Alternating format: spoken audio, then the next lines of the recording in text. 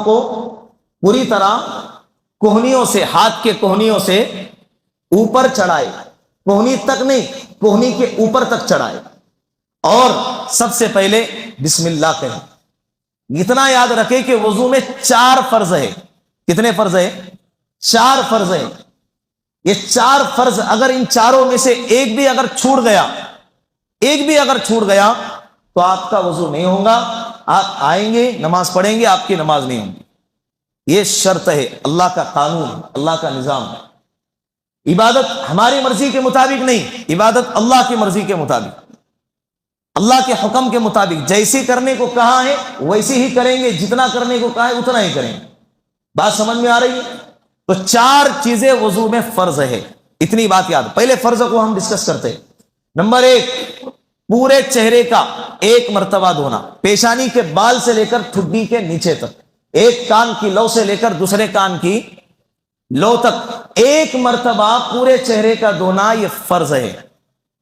آنکھ کے اندر کا حصہ، ناک کے اندر کا حصہ، منہ کے اندر کا حصہ، یہ فرض میں داخل نہیں۔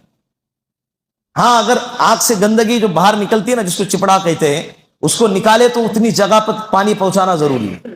تو پورے چہرے کا، اگر داڑھی گھنی ہے، اتنی گھنی ہے کہ چہرے کی کھال نظر نہیں آ رہی ہے، تو جو داڑھی کا حصہ چہرے سے جڑا ہوا ہے اتنے حصے کا دھونا فرض ہے، اور اس سے نیچے کا حصے کا دھونا یہ سنت ہے۔ کھال اگر نظر آ رہی ہے، کسی کی ہلکی ہلکی داڑھی ہوتی ہے جس کو کولی کولی کہتے ہیں، وہ ہلکی ہلکی داڑھی والا جس کی چہرے کی کھال نظر آ رہی ہے، وہ کھال تک پانی پہنچانا ضروری۔ تو پیشانی کے بال سے لے کر ٹھڈی کے نیچے تک، ایک کان کے لو سے لے کر دوسرے کان کے لو تک، پورے چہرے کا 1 مرتبہ دھونا کیا ہے؟ فرض ہے۔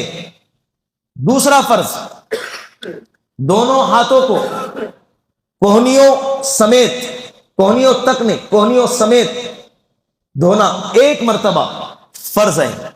دونوں ہاتھوں کو 1 مرتبہ کوہنیوں سمیت دھونا فرض ہے۔ اور تیسرے نمبر پہ، تیسرا فرض، پورے سر میں سے صرف چوتھائی سر کا مسح کرنا۔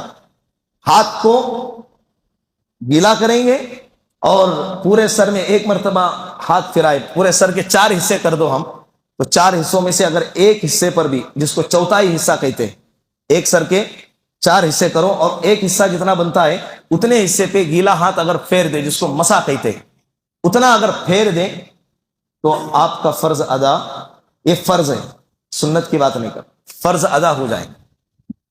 چوتھا فرض، دونوں